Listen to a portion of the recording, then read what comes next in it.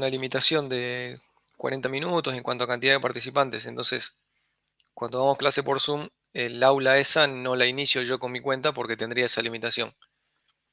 La inician con una cuenta de la universidad bueno, paga una cuenta sin esas limitaciones, tiene un determinado plan para educación. La cosa es que el aula la tiene que abrir alguien desde Belía de la universidad con una de esas cuentas y pasármela.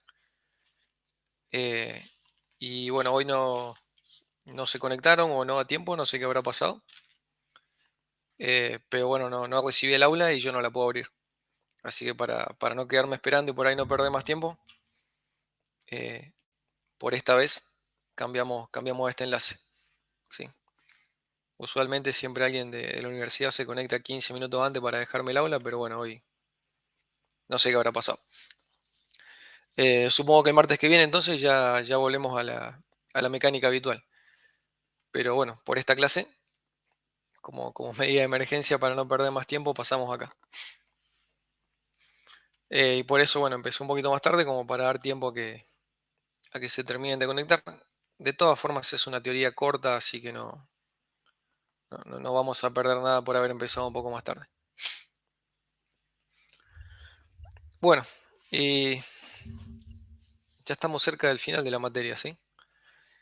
Por ahí en el cuatrimestre falta bastante porque vamos a tener parcial, recuperatorio, las clases que tienen que ver con el proyecto final, pero en cuanto a los temas importantes, lo que entra hasta el segundo parcial, en el escrito en el final, nos quedan nada más que 2 unidades. La 7 que vemos hoy y la 8 que está programada para 2 semanas, pero ya el martes que viene vamos a ver la gran mayoría porque es una unidad más fácil. Eh, Tanto en esta materia como en fundamentos, sobre todo en esta materia, en fundamentos por ahí no tanto, vimos algunas cosas que son fundamentales de C++, que son reglas del lenguaje, vamos a decir. Eh, Eso en fundamentos y en la primera parte de la materia, cómo se declara una variable, cómo se declara una función, cuáles son los tipos de datos básicos, cuáles son los operadores, cómo se declara una clase, vimos ahora cómo se reserva memoria en el heap o en el stack. Esas son cuestiones que hacen a las reglas básicas del lenguaje.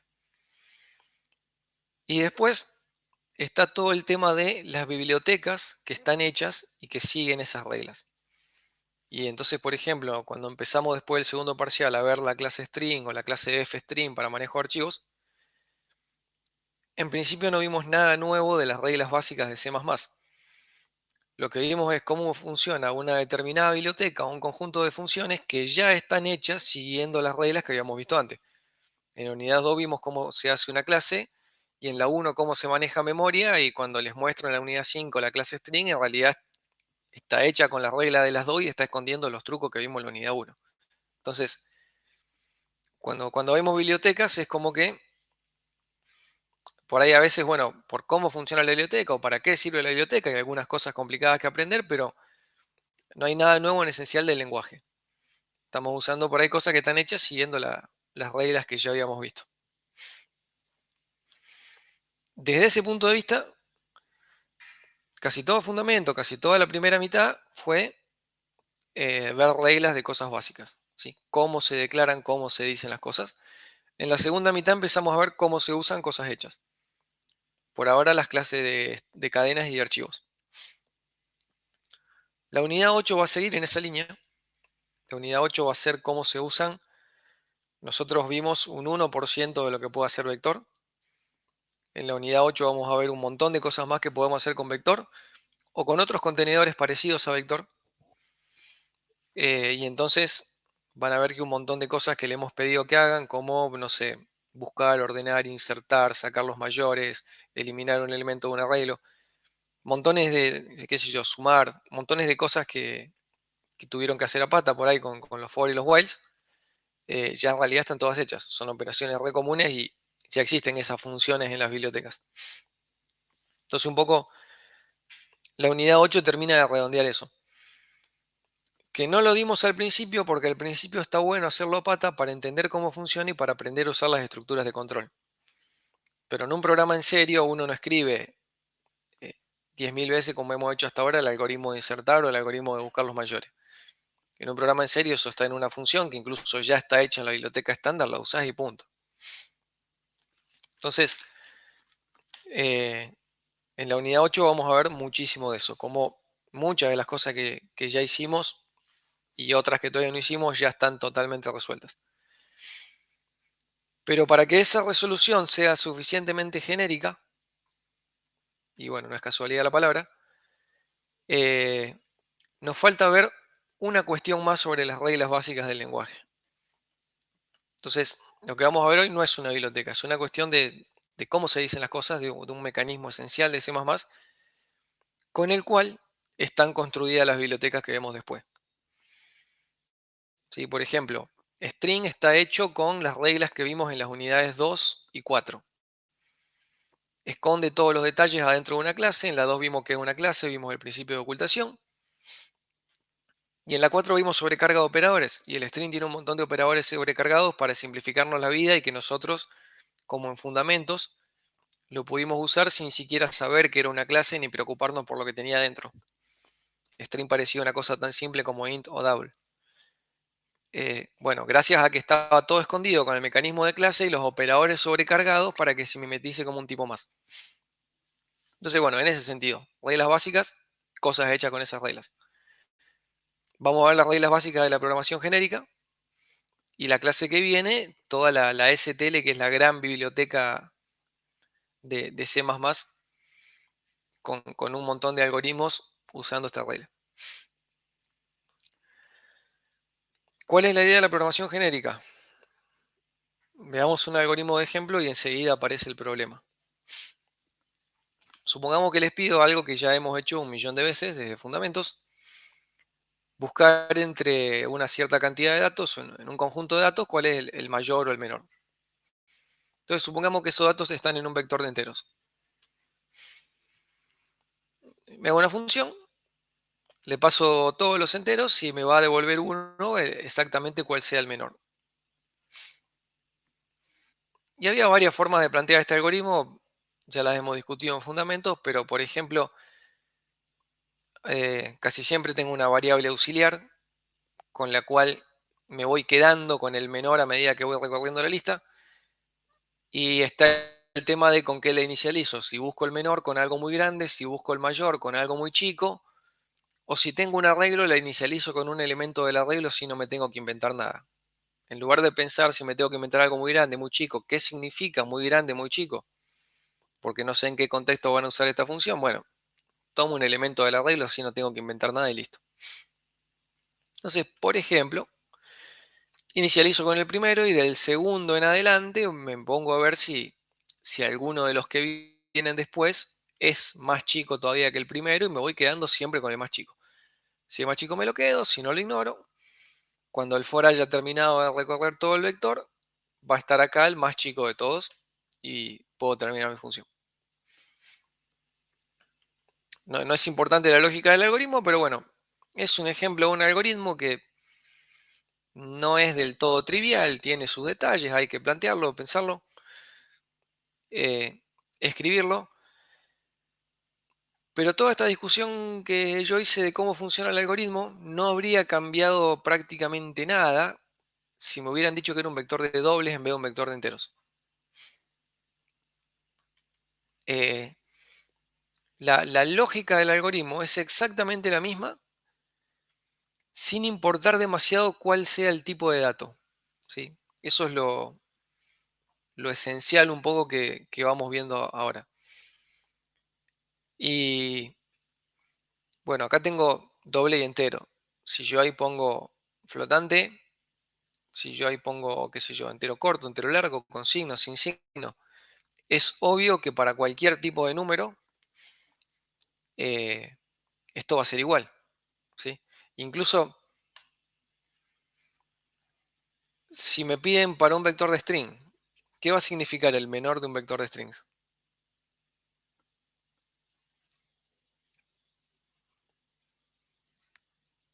El valor del código ASCII, algo así era.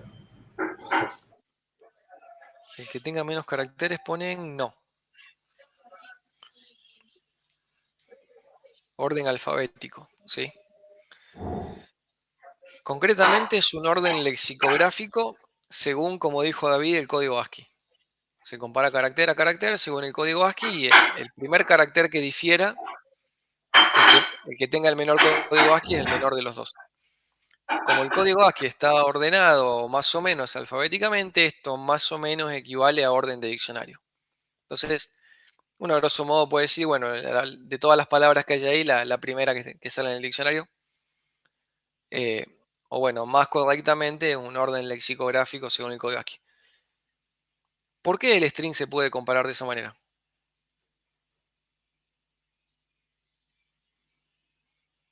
Si no, no es una comparación trivial. Hay que ir recorriendo en ambos strings, si voy a comparar dos strings, hay que ir recorriendo los dos carácter por carácter, preguntando en cada posición. Si son iguales, tengo que pasar al que sigue. Si son distintos, tengo que definir ahí cuál es el código que es más chico. Si de pronto un string se termina antes que el otro, también es un caso particular y lo tengo que contemplar. No es un algoritmo trivial de comparación. Eh, ¿Por qué a mí todos esos detalles no me molestan? Porque string tiene sobrecargado el operador menor. Y entonces toda esa lógica, que no es nada trivial, está escondida dentro del operador menor. String es una clase, tiene sobrecargado el operador menor, y entonces cada vez que yo pregunto por menor, se produce toda esa comparación complicada que yo la escribo tan fácil como esto. Entonces, el hecho de que sea una clase y tenga algunos operadores sobrecargados es lo que me permite que mi algoritmo sea tan simple como para el caso de dobles. Porque si yo no tuviera esa sobrecarga, estos tres algoritmos, el de entero, el de doble y el de string, no serían iguales. La pregunta es mucho más complicada en un string que en un doble, ¿sí? ¿Por qué eso no se nota? Porque esa complicación está escondida detrás de una sobrecarga. Y en particular eso es cierto para la clase string y puede ser cierto para cualquier clase que me provea una sobrecarga adecuada. Me hago una clase complejo, quiero buscar el menor de los complejos. Me hago una clase racional, quiero buscar el menor de los racionales. Eh, con cualquier clase que a mí se me ocurra, si tengo sobrecargado el operador menor, me sirve para plantear un algoritmo como este, donde en todos los casos el código es prácticamente igual y lo único que cambia es la palabrita que está acá en rojo, ¿sí? Y si bien nosotros vimos una forma de implementar esto, vimos en fundamentos la cuestión de sobrecarga de funciones, y entonces yo puedo tener un menor para entero, un menor para doble, un menor para flotante, un menor para string, un menor para foo, y pensarlas como sobrecargas, pero es bastante molesto porque tengo que tener un montón de versiones del mismo algoritmo que son todas 99% iguales. Lo único que cambia es el tipo de dato. Y además tengo que prever cuáles son esas opciones, porque si yo hoy hago una biblioteca para búsqueda de menores y pongo un montón de sobrecargas, pero mañana alguien se inventa una clase nueva, hay que agregar una sobrecarga más. Entonces, ese mecanismo no escala. Si no es bueno tener que andar copiando y pegando el código y cambiando entero por foo. No es bueno el copy-paste de entrada, es un montón de código. Al copiar y pegar me puedo olvidar de cambiar un entero por foo y meter la pata. Ni hablar si el algoritmo original tenía algún error o alguna cosa ineficiente y de pronto lo tengo que cambiar en las 200.000 copias. Entonces, puedo tener búsqueda de menor para un montón de tipos de datos, pero con lo que vimos hasta ahora es bastante horrible. No parece muy práctico. ¿Y cuál es la gracia? Que al algoritmo no le importa demasiado el tipo de dato. Si estamos un poco separando la idea esencial de cómo se hace una búsqueda de menor del detalle en particular de qué significa el menor entero o el menor string o el menor complejo. Ese detalle estará escondido acá adentro. Y entonces, sacando ese detalle, que es lo que depende del tipo de dato, todo lo demás, el algoritmo siempre tiene la misma forma, las mismas reglas. Entonces, lo que vamos a buscar es una forma de escribir este código de manera tal que no lo tenga que escribir 200.000 veces. Que yo lo escriba una sola vez y esto funcione para cualquier tipo de dato. Que ese copy-paste que habría que hacer para generar todas las sobrecargas, no lo tenga que hacer yo, me lo haga el compilador. Yo escribo una sola vez y si hay que hacer copy-paste y cambiar entero por doble, que lo haga el compilador. Esa es un poco la idea de template. Entonces, se podría reemplazar esto por cualquier, y acá está en cursiva, lo pondría entre comillas, cualquier tipo de dato. ¿Por qué cualquier está raro? Cualquier tipo de dato puedo poner acá.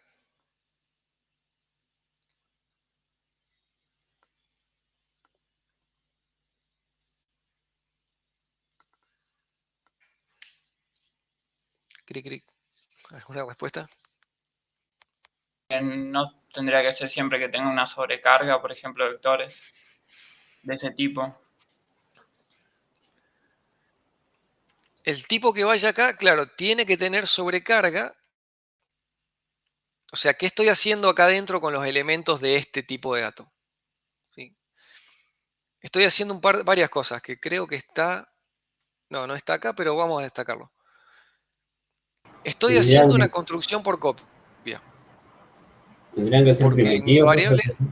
¿Cómo? tendrían que ser primitivos de la biblioteca estándar. Eh, Tipo de datos. no sé qué entendés por primitivo de la biblioteca estándar. O sea, los tipos de datos primitivos básicos de C++ no Claro, incluirían, por primitivos. ejemplo, string. Y string sí vimos que funciona. Claro, por eso tendrían que ser primitivos o de la biblioteca estándar para funcionar. Porque Eh, si yo es declaro cierto que una no clase, en realidad, necesariamente. A ver, ¿en qué caso no funcionaría esto? Si, imaginemos que yo me hago una clase y quiero poner un vector de esa clase. ¿Qué necesitaría mi clase para poder funcionar? Necesitaría un operador de comparación. Entonces, normalmente uno dice, bueno, si la clase, el tipo que sea, es comparable con menor, si es uno de los tipos básicos, int, char, float, se va a comparar, porque ya de por sí es así. Si es una clase, sea mía o sea de la biblioteca, va a depender de que tenga el operador, de que tenga la sobrecarga del operador menor. Y entonces, por ejemplo, la clase string lo tiene. La clase fstring para archivos no lo tiene. No hay una comparación de archivos. Entonces, un vector de archivo no lo podría ordenar así. O no podría buscar el menor archivo. En cambio, un vector de string sí. Entonces, más bien depende de que la clase tenga o no la sobrecarga adecuada, independientemente de si es una clase que me hice yo o que saqué de una biblioteca. No importa. Hay que ver si tiene la sobrecarga. Y en este caso, lo más obvio es la sobrecarga porque las otras dos cosas que necesito de mi clase vienen de regalo. Pero yo necesito un constructor de copia construyendo un valor auxiliar a partir del primer valor de mi arreglo. Entonces acá va a haber una construcción por copia y un operador de copia. Porque si más tarde encontré otro más chico gracias a la sobrecarga del menor, voy a usar la sobrecarga del igual para actualizar mi variable auxiliar. Entonces, ahí necesito casi cualquier tipo de dato. Cualquier tipo de dato que tenga un operador menor, lo cual tiene bastante sentido porque ¿qué significaría buscar el menor si el tipo de dato no se puede comparar? Entonces, bueno, es la más obvia. Y también estoy usando la construcción y la asignación por copia, que usualmente no es un problema porque acuérdense que las tenemos de regalo. Y entonces en el 99% de los casos, aunque no haga nada, esto funciona bien. Pero bueno, hay que tener cuidado que hay clases que no tienen esos operadores o hay clases que dejaron el de regalo y el de regalo no sirve. ¿Sí? ¿Se acuerdan cuando hicimos el constructor de copia para vector, por ejemplo? Para un vector que hacíamos nosotros con new delete. Entonces, bueno, tener cuidado con eso. Pero daría la sensación de que casi cualquier tipo de dato al que yo le quiera buscar el menor va a cumplir con eso. Sí, lo más importante es esto y como digo, si estoy buscando el menor, seguro que lo tiene. Y entonces, bueno, el mismo algoritmo me va a servir para prácticamente cualquier tipo de dato que yo le quiera buscar el menor. Entonces, la idea de la programación genérica es que me concentre en el algoritmo y me olvide del tipo de dato. ¿Sí? Ignore de alguna manera el tipo de dato sobre el cual lo voy a aplicar. Solo me concentro en cómo es el algoritmo. Después veremos sobre qué tipo de dato lo uso. Y entonces la idea es lo escribo una sola vez y después lo puedo usar para cualquier tipo de dato, con esas restricciones, ¿sí? Que tenga las sobrecargas adecuadas. Entonces, nosotros vamos a escribir una función genérica a la que se le llama plantilla o template en inglés. Lo van a ver por todos lados como template. No es una función posta, es una plantilla de función como esto. Esto es como una plantilla de función. Acá hay que reemplazar los signitos de pregunta por entero si quiero buscar el menor de un vector de entero, por string si quiero buscar el menor de un vector de string. Entonces, es como que esta es la plantilla y el argumento, lo que necesito para poder usar esta plantilla es decir con qué voy a reemplazar los signos de pregunta. Entonces, tengo el algoritmo como plantilla genérico y cuando lo vaya a usar necesito a ese argumento darle un valor, a esos signitos de pregunta, decir con qué los voy a reemplazar. Ese proceso de decir, agarro la plantilla, reemplazo los signos de pregunta y genero una función, una sobrecarga de menor que finalmente puedo usar, se le llama instanciación o especialización. Entonces, yo voy a escribir solamente la plantilla. El compilador va a hacer la especialización y va a compilar la función especializada. Y va a ser como una función más. ¿Sí? Yo le voy a dar la plantilla, el tipo cuando se dé cuenta que estoy buscando el menor de un entero va a reemplazar los signos de pregunta por entero. Se va a generar un código como el primero que vimos, que dice entero por todos lados, y ese código se va a compilar. ¿Sí? La función especializada o instanciada es la que efectivamente se va a compilar. Yo ni la voy a ver. En mi código fuente lo único que voy a ver es la plantilla. ¿Sí? El compilador al momento de compilar hace toda esta transformación por dentro y yo ni la veo. Pero es un poco cómo funciona la cosa. Entonces, ¿cómo se escribe? Yendo concretamente al código. ¿Cómo logramos esto? Escribimos la plantilla poniéndole al tipo de dato un nombre cualquiera. ¿Sí? Cualquier identificador que a mí se me ocurre sirve para hacer de un tipo de dato. Usualmente se usa T. ¿Sí? En el 99% de los ejemplos van a ver que si hay un tipo de dato genérico le ponen T y se acabó. Entonces yo planteo mi código en base a un tipo de dato genérico T y aclaro que esto es una plantilla y que T va a ser un tipo de dato cualquiera. ¿Sí? Esta es la línea mágica que tengo que poner antes de la función o antes de la clase para decir que lo que sigue no es una función posta, es una plantilla de función. ¿Sí? Es una plantilla donde el argumento es algún tipo de dato que le vamos a llamar T. Cuando alguien la quiere usar para de verdad buscar un menor, va a tener que decir quién es T, va a haber que reemplazar T por, no sé, doble, pongámosle, y compilar eso. Pero todo ese laburo lo va a hacer el compilador.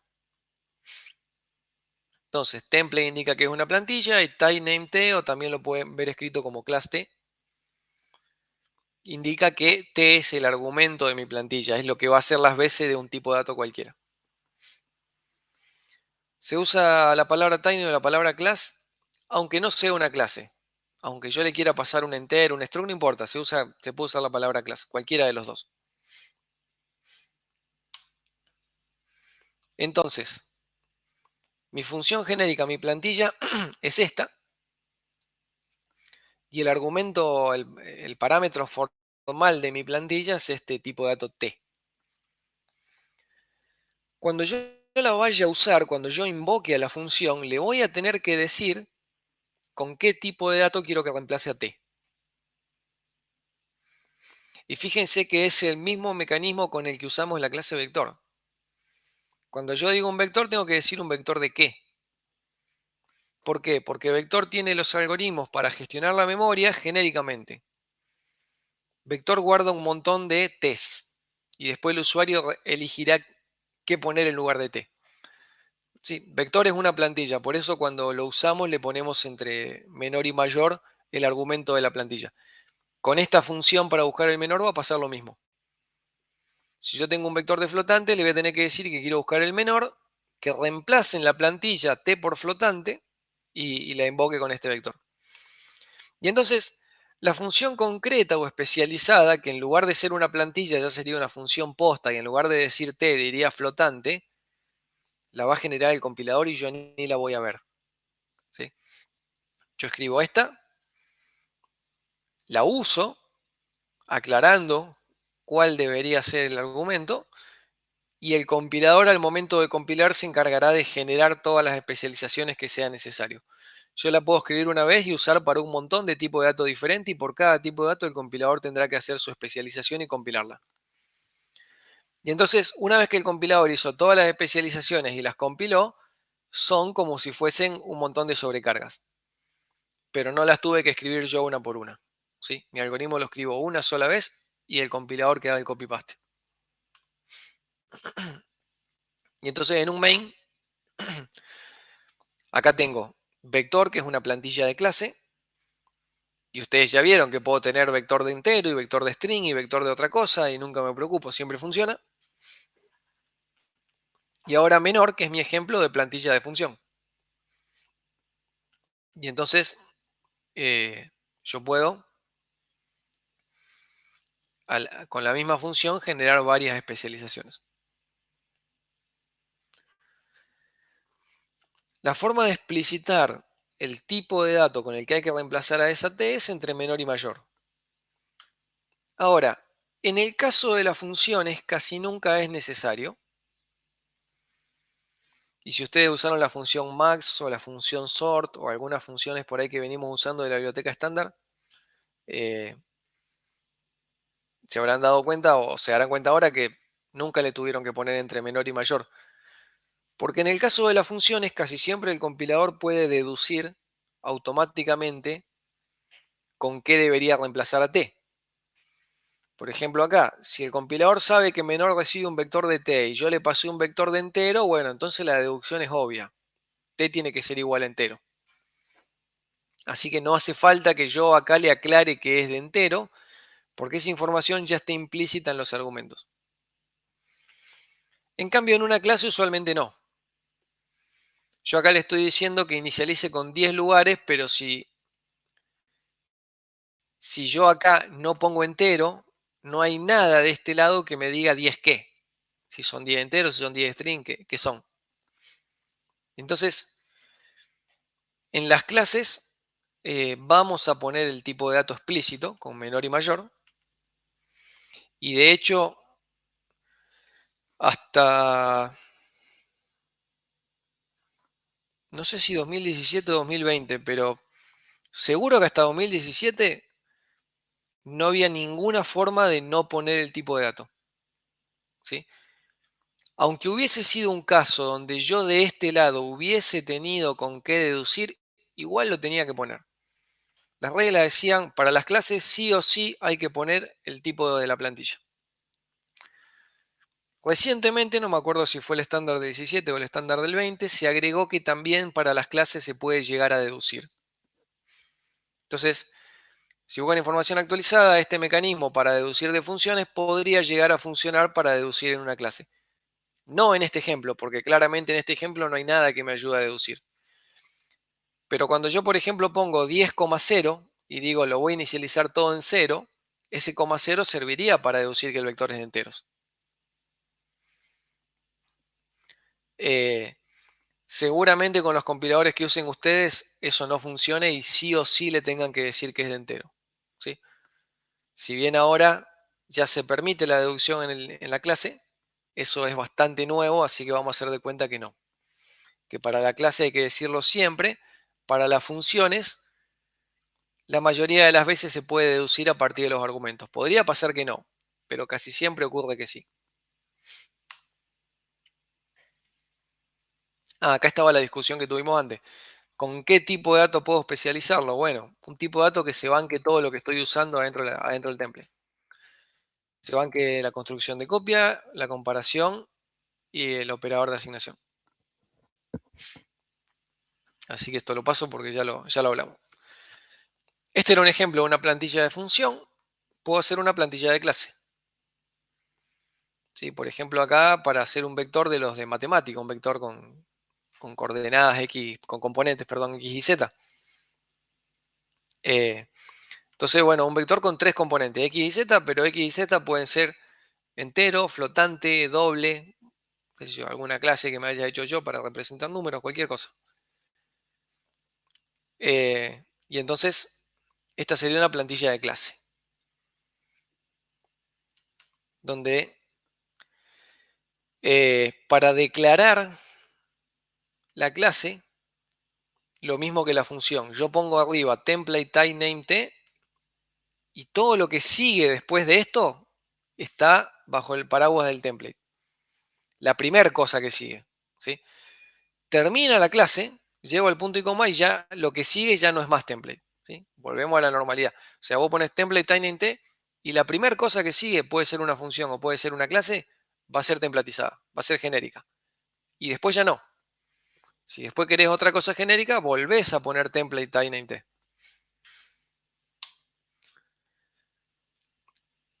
Suele ser molesto y a veces más complicado de entender cuando declaramos una plantilla de clase, pero dejamos acá solo los prototipos y decimos, bueno, lo voy a implementar más abajo.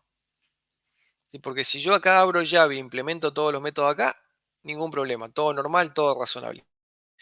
Si yo acá pongo solo el prototipo y digo, bueno, después lo voy a implementar afuera de la clase, cuando lo voy a implementar afuera de la clase tengo que volver a decir que es template, porque digamos que este template llegó hasta el punto y coma y se acabó, y entonces abajo ya lo que escriba, a menos que vuelva a decir template, no es más un template. Tengo que volver a decir que es template y tengo que poner la T acá. ¿Sí?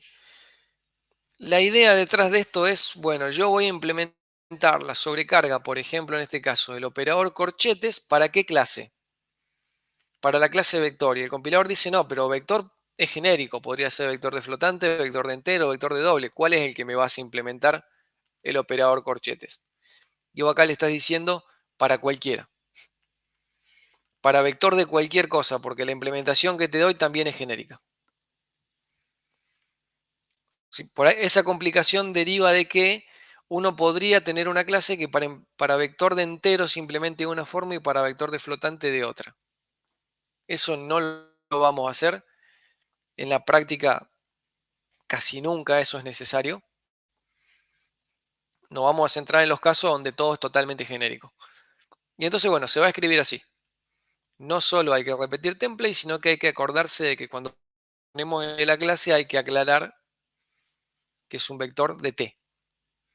Porque yo, después de este punto y coma, nunca más puedo volver a decir vector de sin aclarar de qué. De acá en adelante, cualquier momento que yo diga vector de t, como vector de t quedó como template, sí o sí tengo que poner entre menor y mayor un vector con qué adentro. Aún cuando voy a implementar sus propios métodos.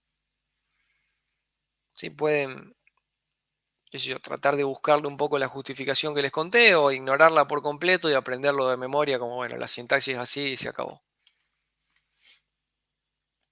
No le vamos a preguntar por qué, pero bueno, van a tener que saber que la sintaxis es así porque si no, no les va a compilar.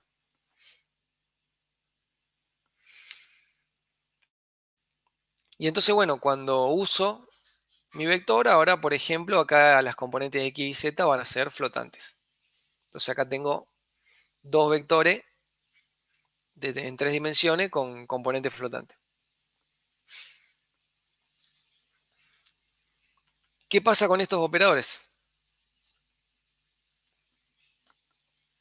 ¿Alguien se imagina qué pasa con estos operadores?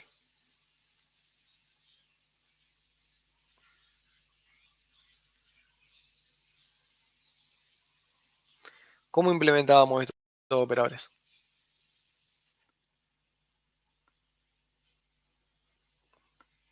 Con la sobrecarga. También Pero ¿cómo se usarían, hacía esa sobrecarga? también usarían ese tipo de dato T. No. Sí, el tema es, por ejemplo, esto es una sobrecarga, pero está dentro de la clase. Entonces, cuando yo hice mi clase template, bueno, la sobrecarga es un template y funcionará para cualquier tipo de T. Estos no eran parte de la clase. ¿Sí? Por ahí, ¿qué tienen esto de especial? Que no son parte de la clase, son funciones que hacíamos por fuera de la clase. ¿Se acuerdan que si queríamos sobrecargar mayor, mayor o menor, menor como parte de la clase, teníamos que meternos en la clase del CIN o del COUT? Así que no, siempre lo hacíamos afuera. Al hacerlo afuera ya no es una función de la clase, es una función común, suelta. Y entonces, yo puedo hacer una sobrecarga del mayor, mayor para vector de flotante, que sería este caso, o puedo hacer una sobrecarga de mayor, mayor para vector de t. ¿Sí? Cualquiera de las dos. Obviamente que si la implementación funciona para cualquier t, me conviene la de abajo. Pero cualquiera de las dos podría ser, porque ahora estamos hablando, si bien es un operador de la clase, como se implementa por fuera, porque en realidad es de la clase iStream, no es de la clase vector. Entonces, como lo implemento por fuera, es como una función cualquiera. Es como cuando hago una función para buscar el menor. La puedo hacer para el menor de un tipo de dato específico, como veníamos haciendo hasta ahora, o la puedo hacer para un menor de un vector genérico, como acabamos de ver. Entonces, bueno, la sobrecarga que vayan afuera, voy a tener estas dos opciones porque van a ser como una función cualquiera, como la función menor. Obviamente que siempre conviene esta porque es más flexible, te anda en esas situaciones. Una pregunta, profe. En el caso que yo quiera hacer una sobrecarga, digamos, hacer un template para cualquier tipo de dato y supongamos en el float que haga otra cosa la función, la sobrecarga. ¿Podría hacer tal cual como está escrito en la pantalla? O sea, ¿podría declarar esas dos funciones?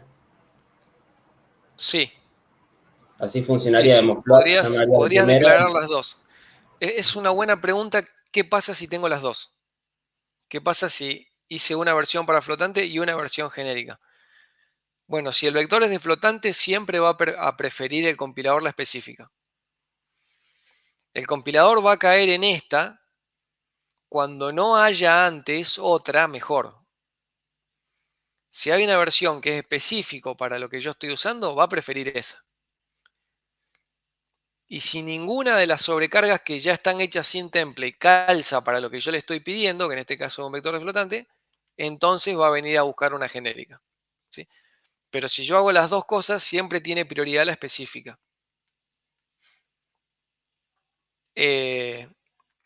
Lo cual tiene sentido. Por ejemplo, si yo hago una función para leer, vamos a hacer, perdón, arriba. Una función para leer un vector. Vamos a hacer leer un vector de, perdón, de t.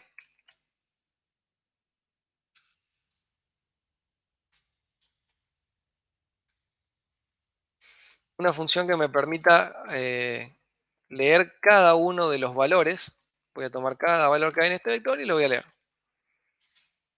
Entonces acá yo hago un vector con 10 enteros, lo mando a leer y me va a, bueno, me va a pedir los 10 enteros. ¿Sí? Vamos a poner acá como para que sea leyendo un vector de test.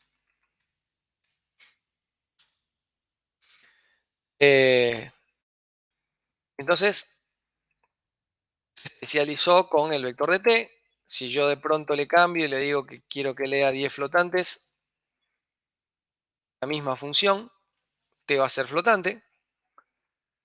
Ahora, si yo le pido que lea un vector de string, por ahí este algoritmo a lo mejor no me sirve porque en el string debería leer con getLine. Si hay espacios, este algoritmo va a fallar. Entonces uno puede decir, bueno, me hago una versión genérica y una versión para string.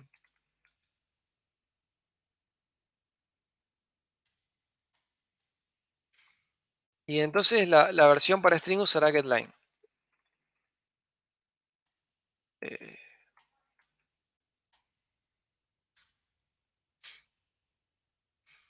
Y ahora, cuando yo le pida leer un vector de strings,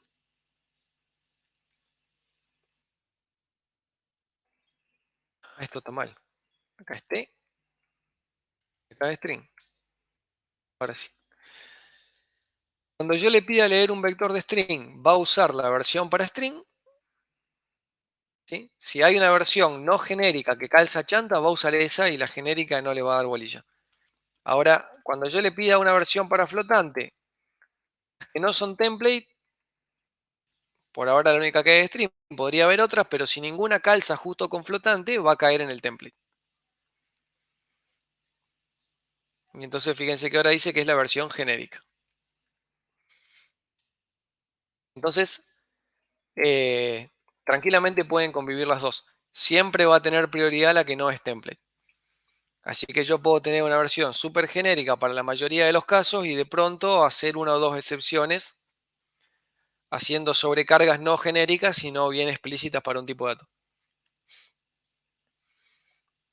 Se puede, en general en los ejercicios pedimos siempre la versión genérica y nada más. No es común encontrarse con este caso, menos en esta etapa. Pero tranquilamente se puede y es una buena pregunta. Las reglas de sobrecarga dicen que cualquier versión no genérica, si calza perfecto, le va a ganar, la vamos a preferir frente a una versión genérica, frente a una versión que sale de especializar un template.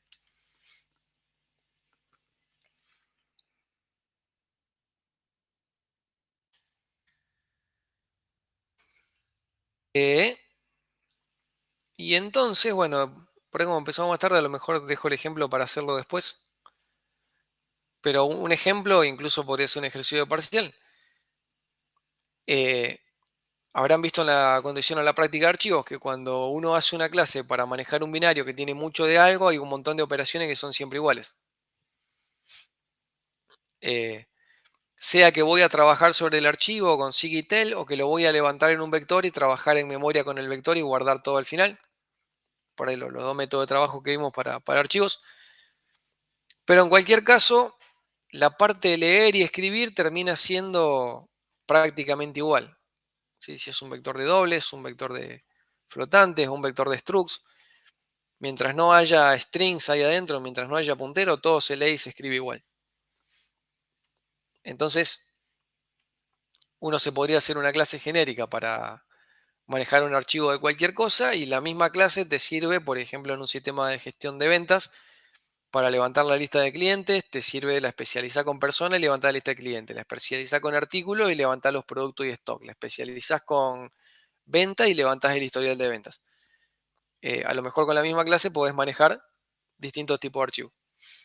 Así como con la misma clase de vector manejamos vectores de un montón de cosas.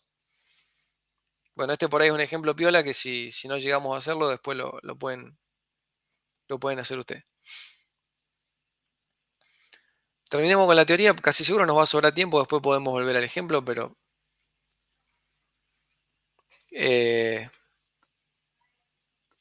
déjenme ver cuánto me falta. No, ya terminamos, vamos a hacer el ejemplo. Nos queda muy poquito. Así que vamos a hacer el ejemplo total. Y de paso les tiro algunos tips para cómo plantear las funciones o clases genéricas. Mi sugerencia es que la planteen con un tipo de dato en mente, como para que les sea más fácil pensarlo. En lugar de tratar de pensarlo en abstracto, al principio cuando tienen poca práctica, piénsenlo para un tipo de dato. Queremos una clase para manejar un archivo binario con cualquier cosa dentro. Y me dice directamente sobre el binario. No es que lo voy a cargar en un vector y voy a trabajar en memoria. No, quiere que labure directamente sobre el binario. Entonces, vamos a hacer una clase que represente un archivo binario. Y lo voy a imaginar como un archivo binario de algo en particular, de un tipo de dato que yo quiera para que me sea más fácil de pensar y escribir. Cuando termine, voy a buscar y reemplazar ese tipo de dato por t. ¿Sí? Pero la voy a escribir con un tipo de dato en mente. Mi sugerencia es, hagan eso y que el tipo de dato no sea entero. Que el tipo de dato sea un flotante, un doble. ¿Sí? No justo entero. Eviten entero y string. ¿Sí? Los demás, en principio, cualquier tipo de dato, pero evitemos entero y string.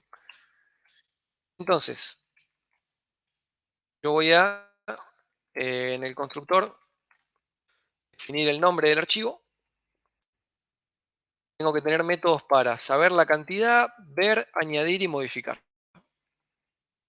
Entonces, un método que me dé la cantidad de registros que hay en el archivo, y la cantidad es un entero, un método que me devuelva uno de los registros del archivo, y entonces si esto eran flotantes, yo le di quinto flotante y me va a decir cuánto vale. Un método que me permita agregar un flotante nuevo, le doy el valor, que sé yo, 3,14, agregámelo al final, o un método que me permita modificar un flotante que existe y entonces yo le digo, en tal posición, cambiame el valor que haya por este otro. Y un poco estos son los 4 métodos que me pide el ejercicio. Entonces, bueno, yo acá digo, qué sé yo, archivo binario flotantes.dat, y si lo quiero mostrar, por ejemplo, yo le puedo preguntar la cantidad y puedo ir viendo uno por uno los flotantes que hay ahí adentro. Entonces, por ejemplo, uso acá la clase para mostrar lo que hay en un archivo binario. ¿Por qué dije que no usemos justo entero o justo string? Porque son tipos de datos que aparecen muy comúnmente para otras cosas. ¿Sí? Por ejemplo, si yo hubiese dicho esto es un archivo de ints, luego no puedo a lo bestia hacer buscar y reemplazar entero por t, porque este entero hay que reemplazarlo, pero este no. Más que mi archivo sea de string, de alumnos, de animales, la cantidad siempre va a ser un entero. ¿Sí? O acá lo mismo, la posición siempre va a ser un entero. El valor es que deja de ser un entero cuando el archivo es de otra cosa. Pero la posición no, siempre es entera. Entonces, no usemos enteros porque se pueden confundir con otra cosa, ni string, que también, por ahí, sobre todo en el caso de archivos, tienen ya un significado. Si yo lo hago de alguna otra cosa, por ejemplo, flotantes, después con relativa tranquilidad puedo decir, bueno, reemplazo flotante por t y ya está. Tengo mi clase. Entonces, vamos a implementar esto. Si el ejemplo queda completo, voy a guardarme el nombre del archivo y... No, me voy a guardar el archivo solamente.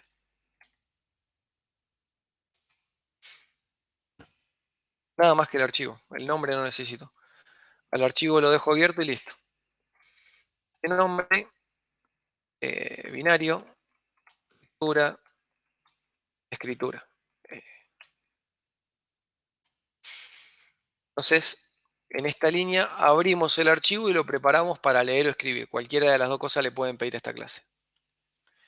Si de pronto necesito saber la cantidad, me iba al final del archivo y devolvía la posición. Estoy al final, la posición equivale al tamaño solo en archivos binarios, pero este es el caso, dividido lo que mide un flotante. ¿Sí? Si el flotante mide 4, hay que dividir por 4. Si esto después lo vamos a especializar para doble, habrá que dividir por 8. Si lo especializamos para char, habrá que dividir por 1. Si me piden ver algo parecido, me voy a ir a una posición que es i por lo que sea que mide un flotante. Vamos a hacerlo más prolijo. Una vez que estoy en esa posición, me crea un auxiliar, leo,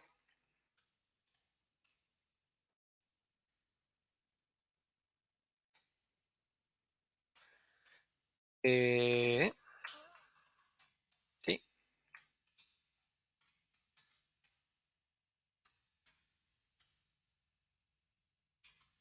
Y ese es el valor que tengo que devolver cuando me pidan un dato en cierta posición.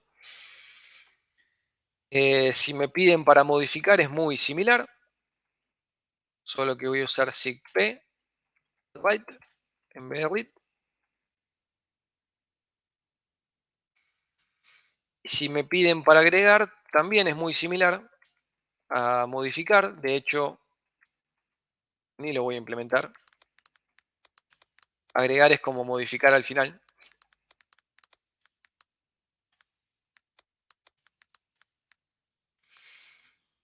Y si tengo 10 valores, bueno, las posiciones válidas van de 0 a 9. Si escribo en la 10, me estoy saliendo del final del archivo y lo estoy haciendo crecer. Preguntan cuál era la diferencia entre sigp y sigg. G es para cuando vas a leer y P cuando vas a escribir. Vienen de get y put, como tomar y poner. Si vas a tomar información del archivo antes de un read, usa G. Y si vas a escribir, usas P. SIG y read o telg son métodos de la clase ifstring, mientras que sigp, telp y write son métodos de la clase ofstring. Acá los tengo los dos porque acuérdense que la fstring hace como herencia múltiple, por eso los tengo los dos, pero siempre conviene eh, usar el que corresponda de acuerdo a si voy a leer o escribir. Bien, entonces ahí tengo mi clase totalmente genérica, que capaz que chiqué demasiado, quería ver si... ¿Qué tengo que hacer para hacer esto genérico? Declarar que es un template. Y en todos los lugares donde decía flotante, voy a reemplazar por T. Y listo. Entonces, ahora ver devuelve un T. Modificar recibe un T. Donde antes decía size of float, ahora dice size of T.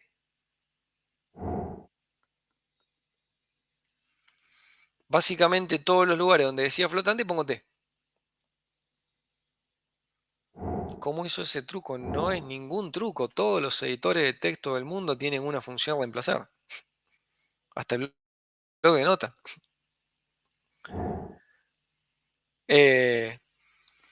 Por ahí lo que yo le dije, tengan cuidado, que si yo hubiese hecho mi archivo pensando en enteros, me habría reemplazado también acá. Si lo hubiese hecho pensando en string, me habría reemplazado también acá. Entonces, bueno, por eso le dije tomen doble o flotante, no tomen justo entero o int para pensarlo. Pero bueno, piénsenlo con un tipo de dato conocido y después literalmente buscan y reemplazan. O lo hace el editor o lo hacen ustedes, no importa, pero la idea es, donde decía flotante va T. Declaro el template y donde decía flotante va T y se acabó. ¿Qué va a cambiar en el main? Si lo intento compilar, me va a decir, bueno, aparte de que me falta el include,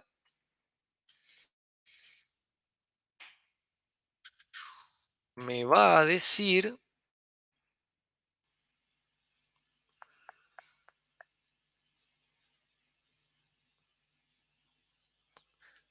Dios end. No es AT.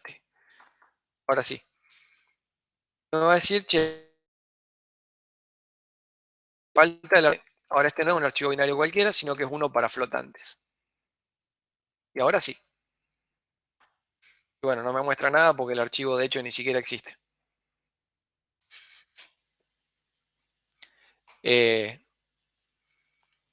Pero entonces, en general, en un ejercicio de template, piénsenlo con un tipo de dato en la cabeza para que sea más fácil pensarlo, no tengan que pensarlo tan abstracto, tan genérico, y después simplemente reemplazan. Y el detalle que en el main, si es una función, no habría que cambiar nada habitualmente. Si es una función, andaría tal cual. Si es una clase, tenemos que decirle con qué vamos a explicitar el template, si no, no compila. Si yo estos métodos los hubiera sacado afuera, por ejemplo, no sé, el ver, lo voy a sacar afuera de la clase. Acá voy a dejar simplemente un punto y coma, nada más que el prototipo, y digo, bueno, lo voy a implementar acá abajo. Sí, lo voy a implementar afuera, abajo de todo. Adentro de la clase dejé nada más que el prototipo y lo implemento afuera. Cuando lo implementábamos afuera, archivinario ¿no es acá? Había que poner, además de el prototipo del método de la implementación, había que aclarar como parte del nombre, había que aclarar de dónde sale esto, para que no sea una función suelta, sino que quede claro que es un método de la clase. Esto no me va a compilar, porque por un lado, acá T no existe. Porque esta declaración de template, yo le dije, uno declara template y eso aplica a la primera cosa que venga y después ya no.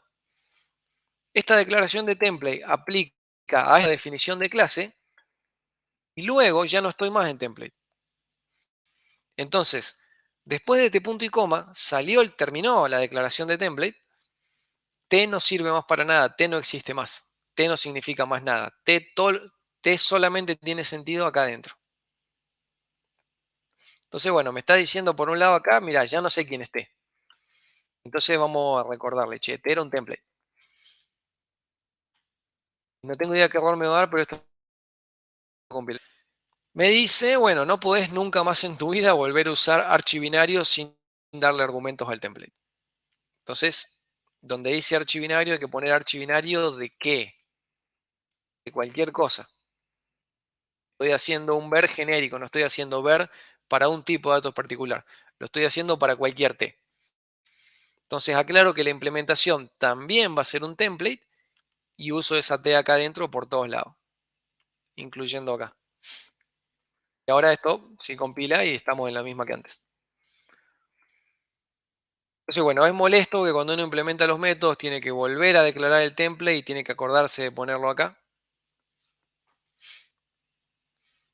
Pero es una cuestión, para los casos que lo vamos a usar nosotros, es aguantarse la sintaxis, no, conceptualmente no cambia nada. Bien.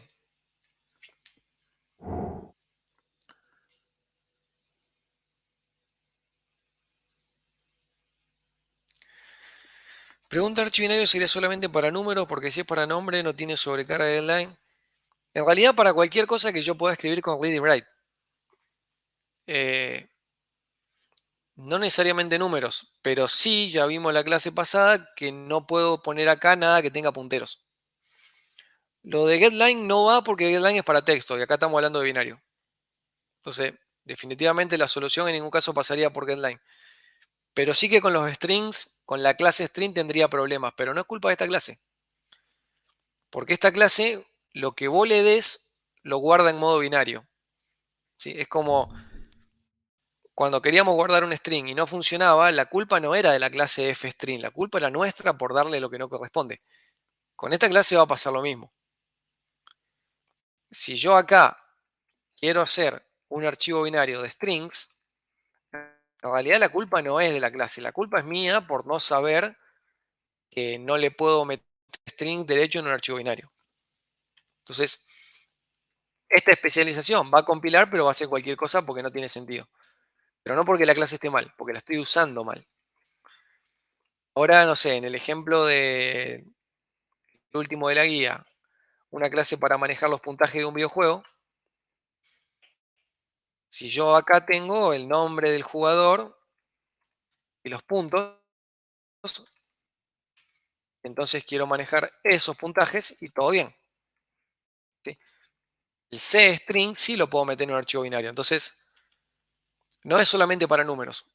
Puedo meter cualquier otra cosa siempre y cuando sea algo apto para binario. No es que los números son lo único apto para binario. Un string lo puede ser siempre y cuando no esté representado por la clase string, sino por un C-string. ¿Sí? En esencia, cualquier cosa que no tenga punteros. Pero bueno, importante, no es culpa del template, es culpa del archivo binario, del manejo de binarios. Y acá con lo de culpa de, nos surge un tema interesante. Bueno, lo vemos al final, creo que aparece al final de la slide. Entonces, bueno, vimos uno de clase, vimos uno de funciones.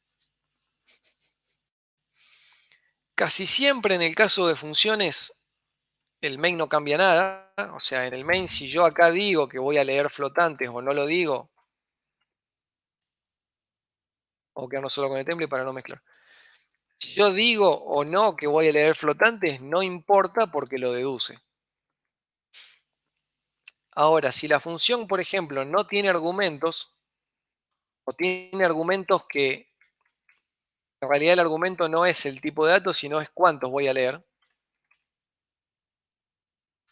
Entonces acá hacemos un vector de t con ese tamaño y lo devolvemos. Fíjense, modifico la función para que la función sea la que crea el vector. Entonces ahora voy a hacer algo de este estilo. Le digo a la función, créame un vector de 10, léeme todos esos valores y dámelo y yo me lo quedo en mi vector de flotantes para después hacer lo que haya que hacer. Acá ya la función en la llamada, en los argumentos, no tiene de dónde agarrarse para definir qué significa t. Y probablemente sea lo que dice acá adentro. La deducción de argumentos falló. No se pudo deducir quién es t. ¿Sí? Porque la deducción se hace en base a lo que haya acá adentro. Y si acá no figura t, y sonaste, no tenés de dónde deducir. Entonces, en este caso, habría que explicitar que va a ser de flotante. ¿Sí? No es lo habitual, insisto. Lo habitual es que uno le pase un argumento y a partir de ahí se puede deducir. En el 99% de los casos no se van a tener que preocupar. Pero bueno, puede haber un caso donde, si en los argumentos no hay ninguna pi, bueno, lo vamos a tener que decir nosotros, quién esté.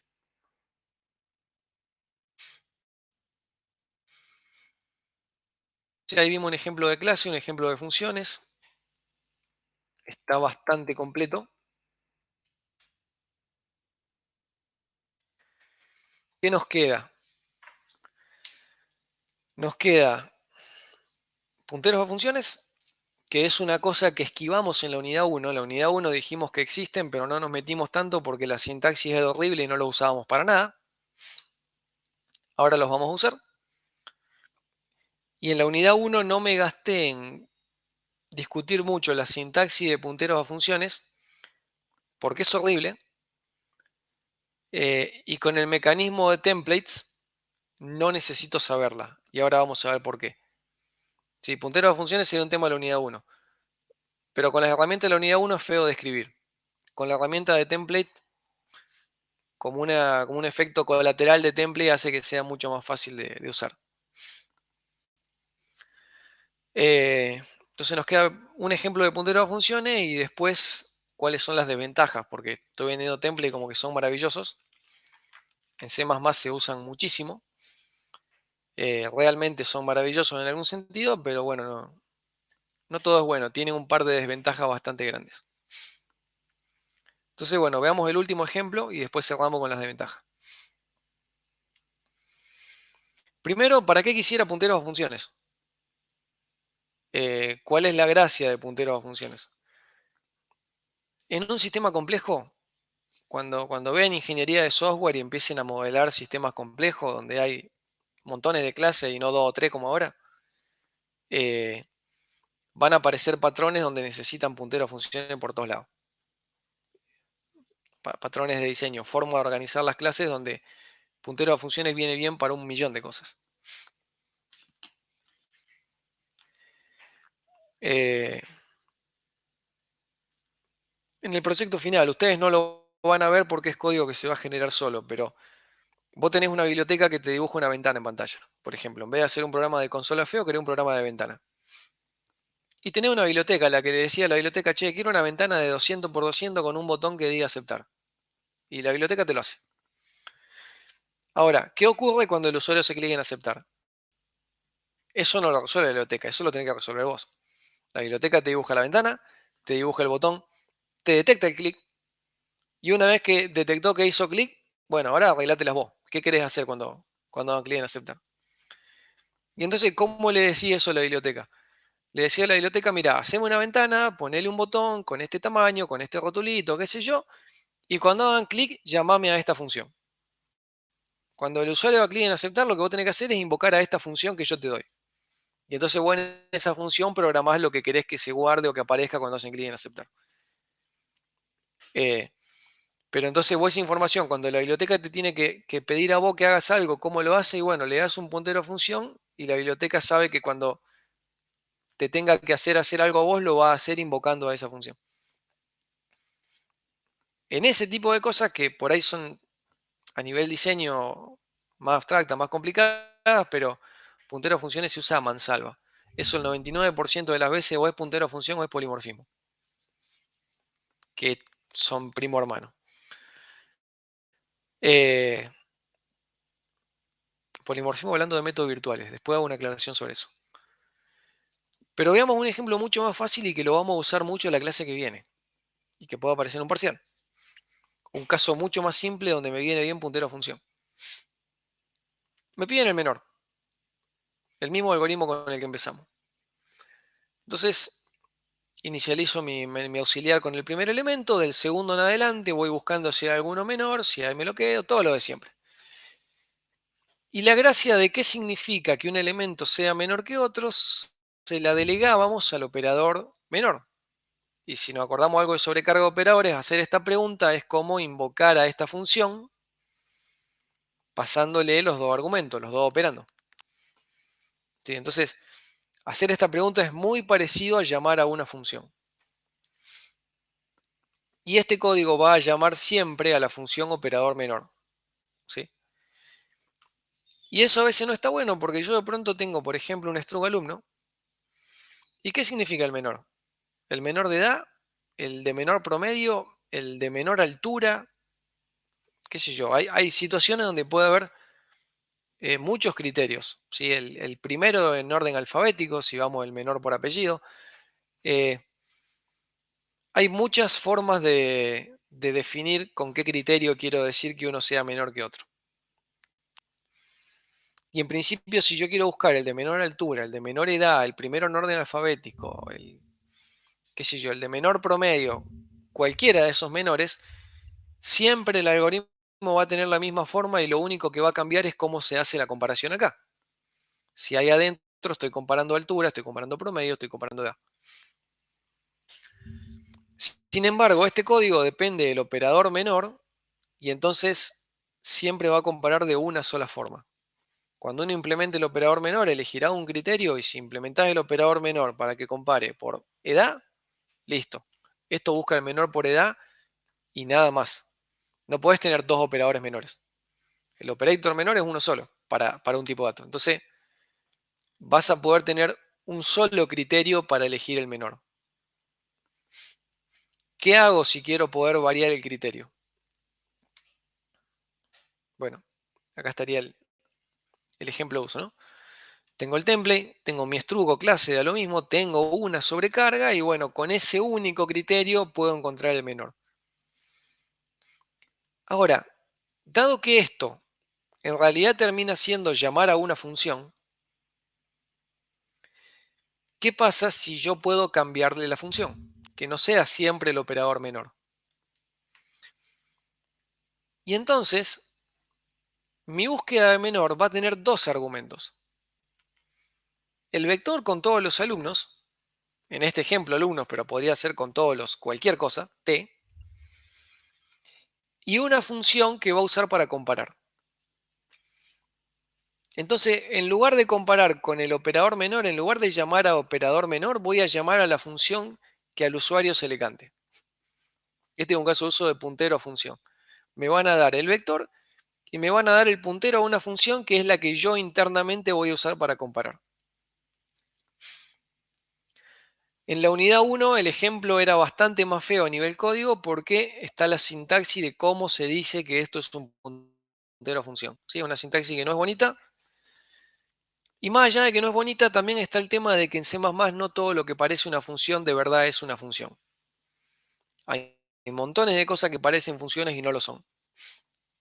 Entonces, pegarle acá con el tipo de dato de puntero a función es bastante restrictivo. Es molesto porque la sintaxis es fea y es restrictivo porque si es algo que parece una función pero no lo es, no me va a compilar.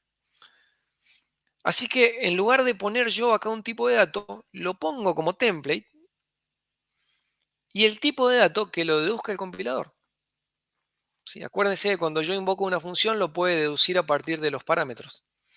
Entonces, exactamente cómo se escribe este puntero a función lo va a deducir cuando yo le pase una función de verdad. No lo tengo que escribir yo. Es más, aún lo escribiera yo, Por ejemplo, este comparador para la búsqueda de menor me daría lo mismo si es una función que trabaja por copia, por referencia. ¿Sí? Mientras no modifique los datos, si es una referencia const, es una copia variable o es una copia const, me da lo mismo. Mientras que compare y no modifique nada, cualquiera estaría bien. Sin embargo, los prototipos no serían iguales. Si los prototipos no serían iguales, el tipo de dato no sería igual, porque serían punteros a funciones con distinto prototipo. No es lo mismo si tiene el const que si no lo tiene. Entonces, por miles de motivos, si yo pongo un prototipo para declarar un puntero a función, estoy restringiendo mucho la cosa. Me conviene dejarlo como argumento de template. No solo me simplifica no tener que escribirlo, sino que hace que ande en un montón de situaciones más. Y entonces tengo esta función que recibe otra función, valga la redundancia, y la usa para comparar. Y para usar esto, me tengo que hacer distintos comparadores, distintas funciones equivalentes al operador menor. Esto podría ser, si yo acá pongo operator menor, esto tranquilamente sería una sobrecarga del menor, ¿sí? Pero como operator menor puede haber uno solo, bueno, le voy a poner otros nombres. Y voy a tener una que compara por edad, una que compara por nombre, una que compara por promedio, todos los criterios que yo quiera.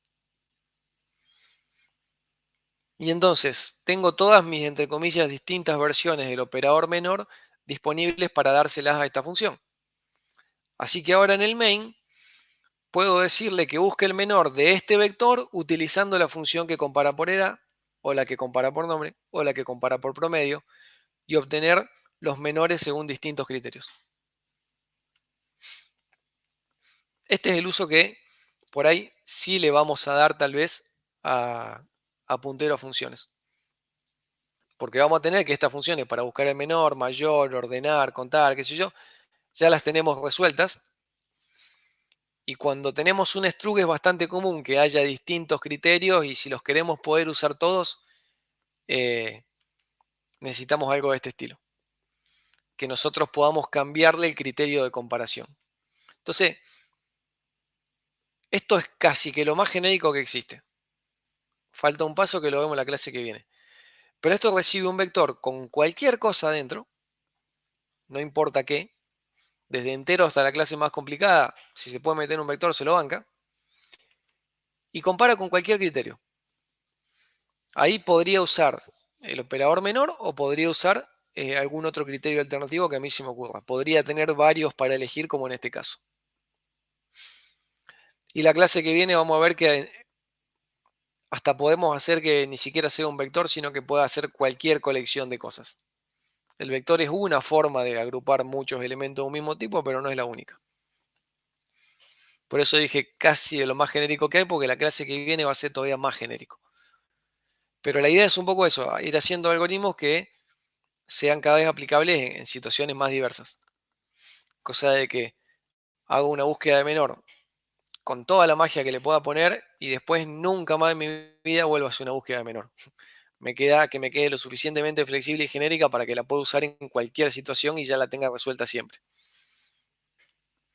Que es un poco lo que ya tiene resuelto la biblioteca de C++, solo que no lo estábamos usando.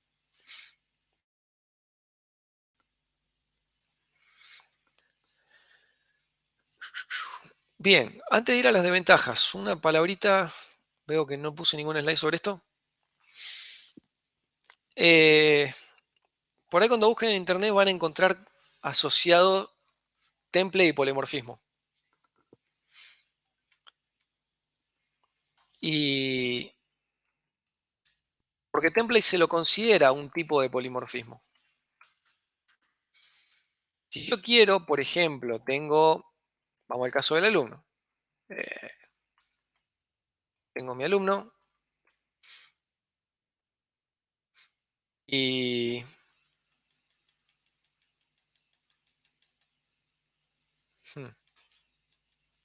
vamos al caso de... No, vamos al caso de los animales. ¿Se acuerdan el ejemplo de los animales? En caso que sea más obvio el polimorfismo. Donde yo decía que todos los animales hablan.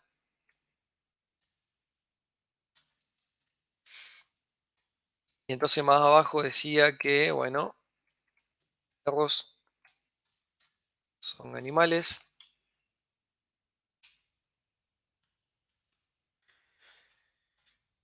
que hablan de cierta manera,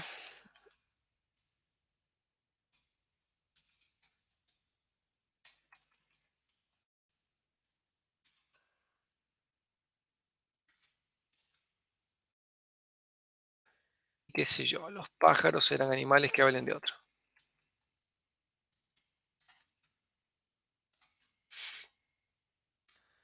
Eh, y entonces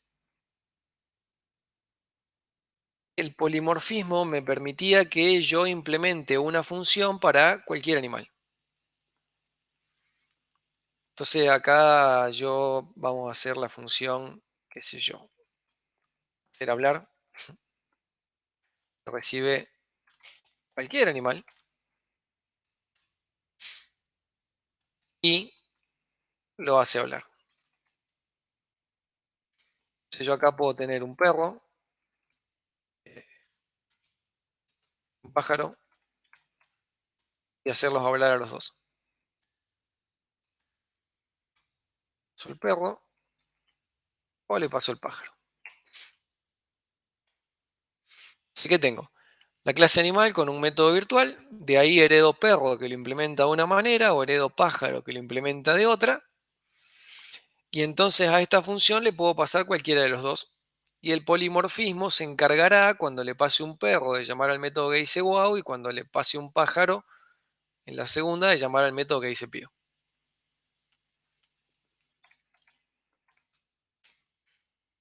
Lo corremos y funciona. Yo podría haber hecho lo mismo con mucho menos lío con templates. Con templates no necesito polimorfismo, no necesito herencia.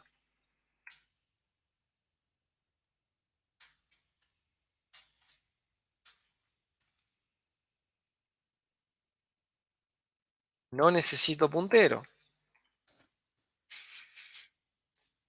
¿Sí? Acá animal sería T. Yo acá estoy diciendo que a esta función le puedo pasar cualquier animal. Lo único importante, así como recién dijimos, para que me ande la función que busca el menor, tiene que tener una sobrecarga del menor. Bueno, para que me ande la función que hace hablar, tiene que tener un método hablar. Entonces, perro tiene un método hablar, ok, yo podría generar entonces un hablar poniendo acá perro y funcionaría. Pájaro tiene el método hablar, yo podría generar otra sobrecarga donde en vez de animal diga pájaro y funcionaría. Obviamente que no voy a poder hacer hablar un entero. Tampoco podía con la versión anterior. O sea, el único requerimiento es que el código que esté acá adentro compile cuando yo reemplace. Entonces dependerá de qué haga acá adentro. En este caso estoy llamando al método hablar, ok, que tenga un método hablar. Ni siquiera hace falta que sean iguales, uno podría ser constante y el otro no. Lo importante es que este código compile. Uno podría no recibir nada y el otro podría recibir algo. Si yo, cualquier cosa, pero por ejemplo, si tiene parámetros por defecto, esto compila. A pesar de que los prototipos son totalmente distintos, no importa, si, mientras que a los dos los pueda llamar de esta manera, ningún problema. Se pareciera que en ese sentido template es mucho más piola. ¿Sí? No necesito virtual, no necesito herencia, no necesito que sean exactamente iguales, solo que se usen igual. No hace falta que sean iguales, sí que se usen igual, que se invoquen igual. Y esto, bueno, obviamente que funciona. Porque es como si yo hubiese hecho dos sobrecargas de la versión hacer hablar, de la función. ¿Sí? Olvídense de template, y esto es como si yo hubiese tenido dos sobrecargas. Como si yo hubiese tenido esto. No necesito polimorfismo para hacer esto.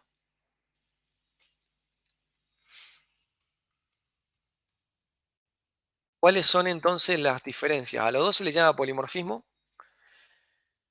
A template se le llama polimorfismo estático y al tema de los métodos virtuales se llama polimorfismo dinámico. Y en general, cuando nosotros decimos polimorfismo, nos referimos a métodos virtuales. Técnicamente hay un montón de texto que van a encontrar en Google que va a decir hay muchos tipos de polimorfismo, sobrecarga de funciones uno, template es otro, métodos virtuales otro. Son muchas formas de que yo escriba un código que puede representar cosas distintas. Si este es un método virtual, representa cosas distintas de acuerdo a qué hijo estoy usando. Si esto es un template, representa cosas distintas de acuerdo con qué lo especializo. La idea de polimorfismo es eso, ¿sí? Que una misma llamada puede representar cosas distintas.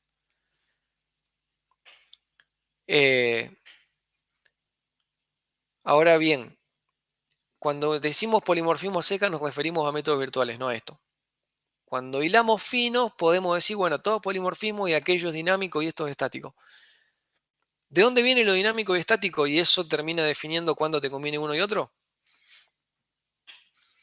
Esto es estático porque esto se resuelve en tiempo de compilación. Yo como dije que funciona el template.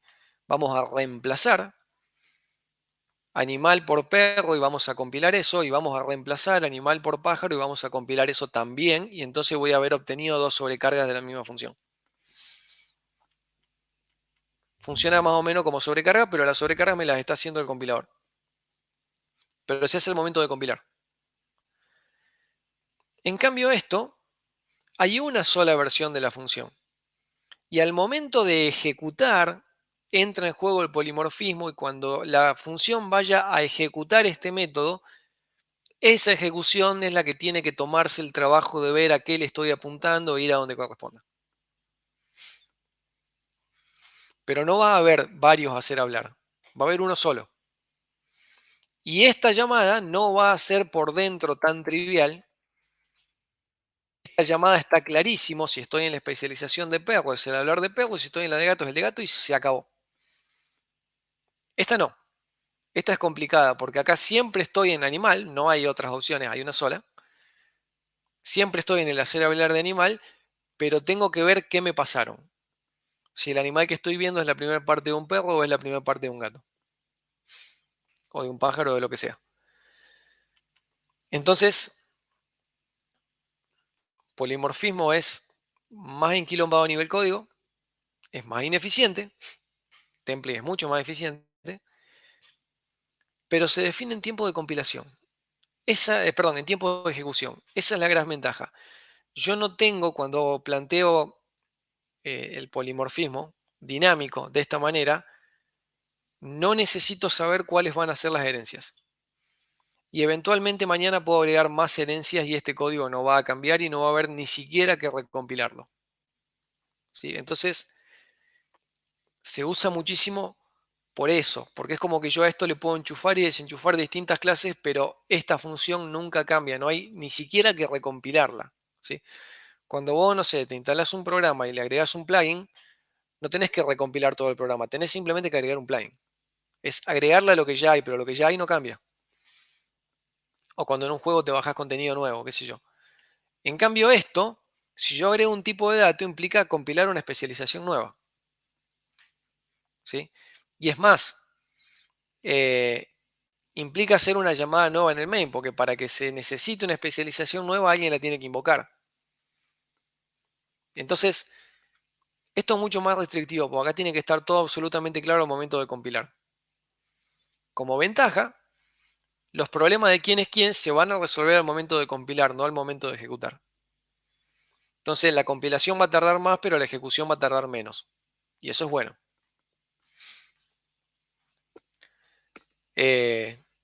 Ahora, esto es mucho más flexible. ¿Sí? Virtuales es mucho más flexible porque puedo delegar la resolución de quién es quién a tiempo de ejecución. Sí, es más lento, pero es más flexible. ¿Sí? Me permite cambiar las cosas más tarde, incluso cambiarlas sobre la marcha. Tener una función que empieza trabajando con un tipo de hija y después si lo quiero cambiar por otra no pasa nada. En cambio acá como que son todas funciones diferentes, que hay que compilarlas una por una desde el vamos.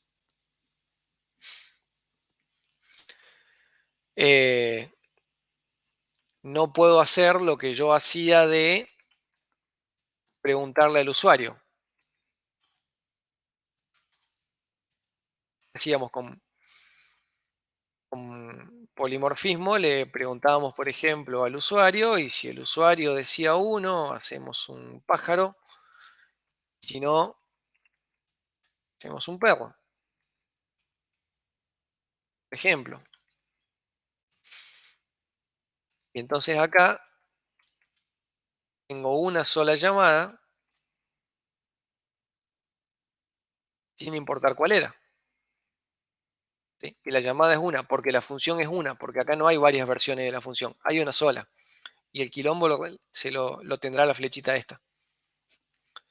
Eh, pero entonces, acá ya notamos que es mucho más flexible, ¿sí? Acá hay una sola, no tengo que andar agregando una distinta por cada tipo de animal.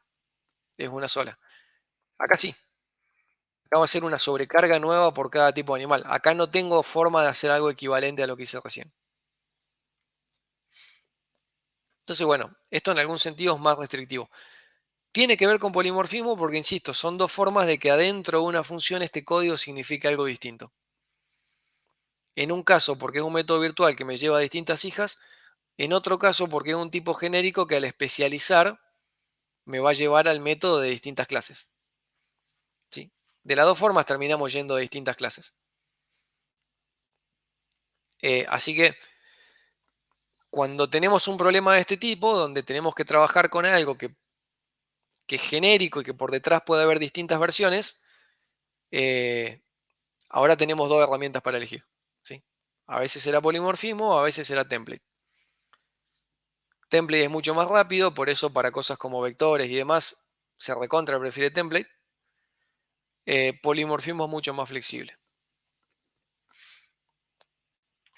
Estará después en ustedes definir cuándo evaluar en cada momento si conviene uno o conviene otro. Pero bien, cuando en un parcial digamos polimorfismo a seca, vamos a estar refiriéndonos a lo de la unidad 3, no a esto. Pero por ahí cuando busquen un libro más técnico pueden aparecer los dos de la mano. ¿Cuáles son las desventajas del uso de template? Porque parece que fueran mágicos. Hay dos, y las dos son grandes, gordas y horribles. La principal es que los errores de template son definitivamente un asco. Y se está trabajando mucho en esto. Y el estándar 2020 cambió radicalmente la situación, pero van a pasar varios años hasta que todo el mundo esté suficientemente actualizado. Así que por ahora, pero veámoslo acá. Si yo hago un animal, ¿hay algún animal que no hable?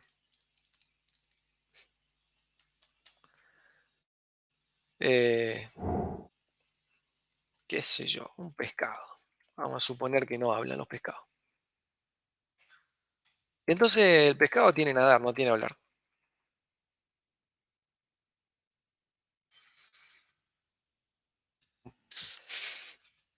Estoy vivo todavía. Y entonces si yo quiero hacer hablar a este pez, voy a tener problemas. El carpincho dice, ¿los carpinchos no hablan? Puede ser. En fin, para el caso, cualquier animal que no hable, voy a tener problemas, porque obviamente esto no va a funcionar. Y aparece la pregunta de quién es la culpa. Porque el compilador se da cuenta del problema en este momento. ¿Sí? ¿Qué va a hacer el compilador? Acaba de decir, bueno, recibí un animal y le pasé un pez. O sea que esta línea en realidad debería ser esta línea. ¿Sí? Y entonces a partir de este template voy a tener que, no voy a compilar el template, sino que el compilador dice voy a hacer una especialización y voy a compilar esto. Y cuando me pongo a compilar esto me encuentro con que los peces no hablan. Entonces digo, che, esto no vale. Todos los control Z. Entonces se da cuenta acá. ¿Sí? Línea 21. Los peces no hablan. Ahora, la culpa no la tiene la función. La culpa la tiene el main, que mandó a un pez a conversar. ¿Sí? No era culpa de la función. ¿O sí? El compilador no lo sabe. El compilador no sabe si la función está mal implementada y metió la pata, o si la función estaba bien y el main le mandó un argumento que no tiene sentido. Eso el compilador no lo sabe. Y entonces me va a marcar el error en los dos lados. Acá me va a decir, los peces no hablan, y acá me va a decir, no te pude especializar la plantilla.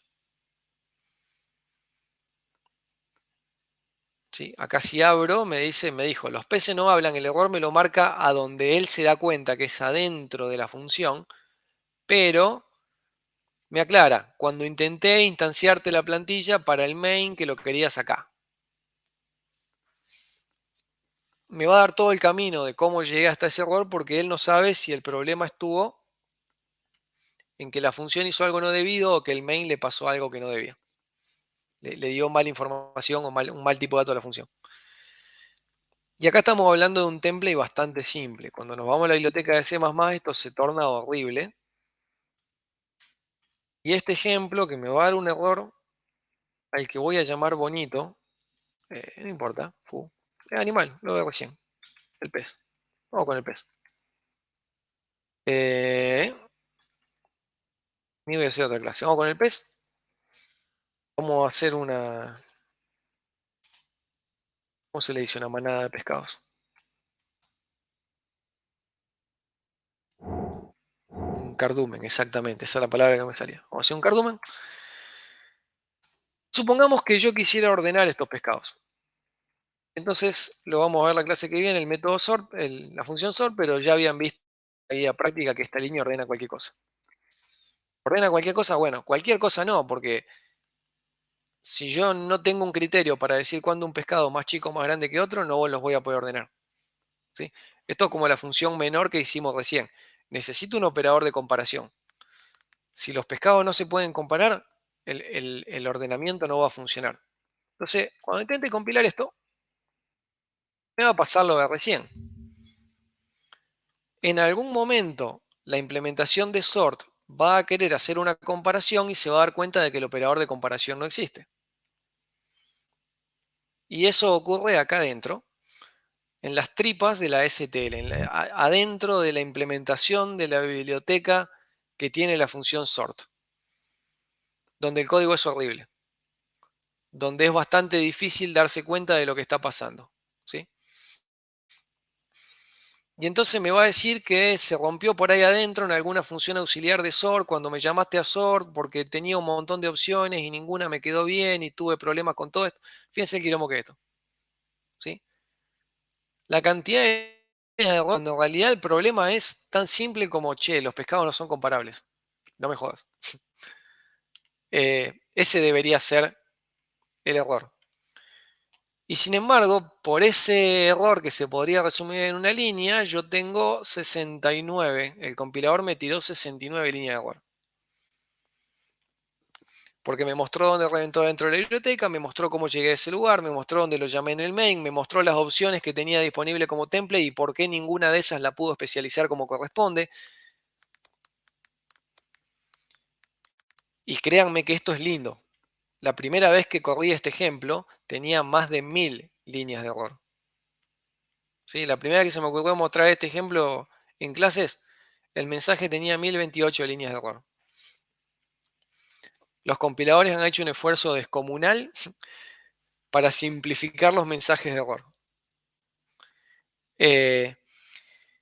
Y el estándar ha evolucionado para que ahora vos, cuando declarás el prototipo de la función, le puedas decir de entrada, mira, si no es comparable, ni lo intentes.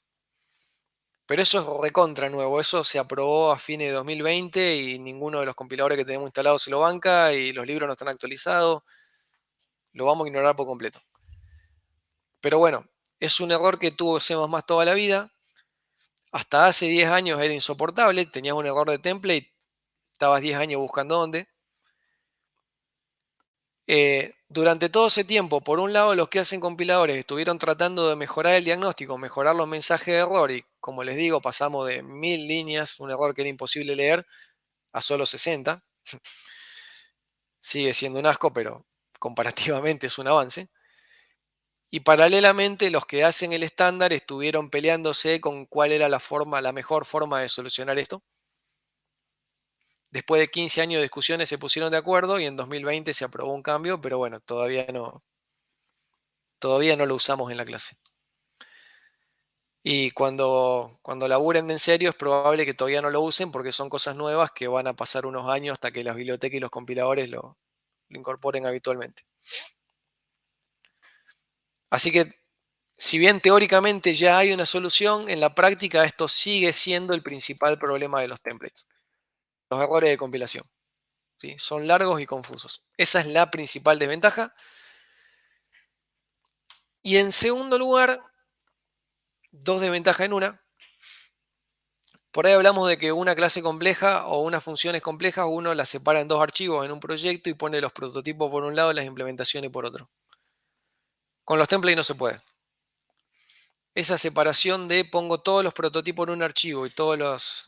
O sea, técnicamente es separar definición de declaración, pero es como en una función poner por un lado el prototipo y por otro lado, que no más abajo, en otro archivo, poner las implementaciones. Con template eso no se puede. No tiene sentido, bueno, había alguna explicación de por qué, pero bueno, no tiene sentido perder tiempo con eso. Simplemente tomen como regla que el template no lo puedo separar. El hecho de que no lo pueda separar, o ¿para qué lo querría separar? Porque separar hace que en un proyecto complicado la compilación sea mucho más rápida. Yo tengo las cosas separadas, cuando cambia una partecita recompilo solo esa partecita, no todo. Si mi programa tiene 10 componentes y modifiqué uno solo, tengo que recompilar nada más que ese. Es el 10% del trabajo total. Los otros 9 que no cambiaron no los toco. Si yo no puedo hacer esta separación, eso va a dejar de ser cierto.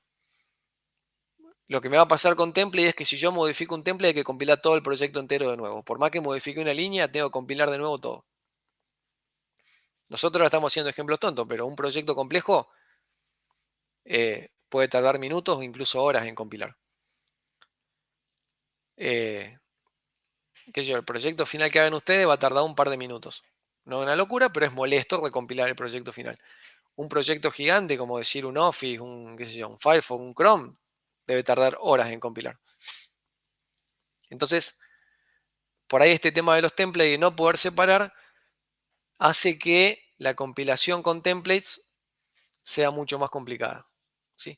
De por sí, el proceso de especialización es un proceso complicado que al compilador le insume mucho más memoria.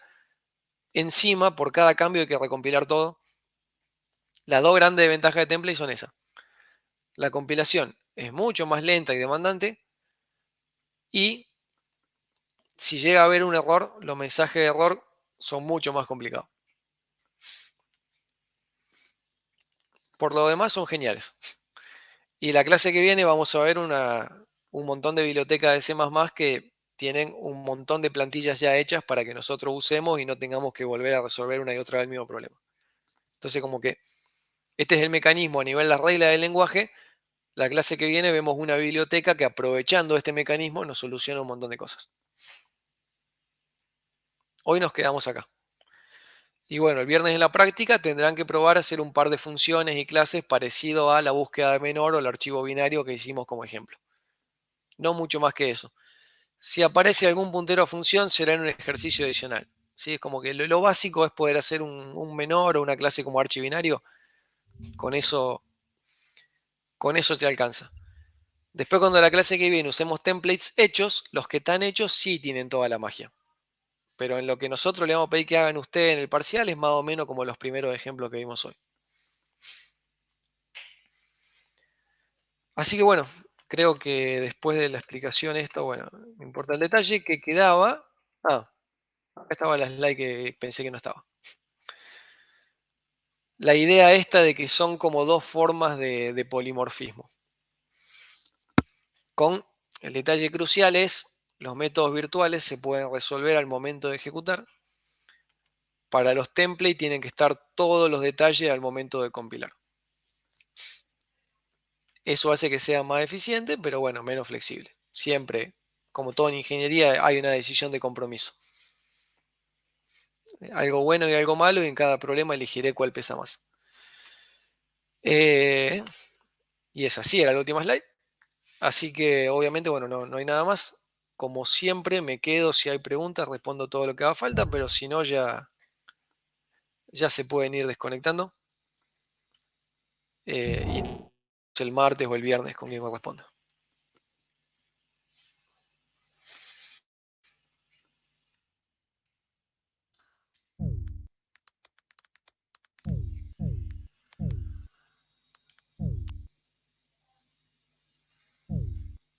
Pablo, ¿tenés un GitHub?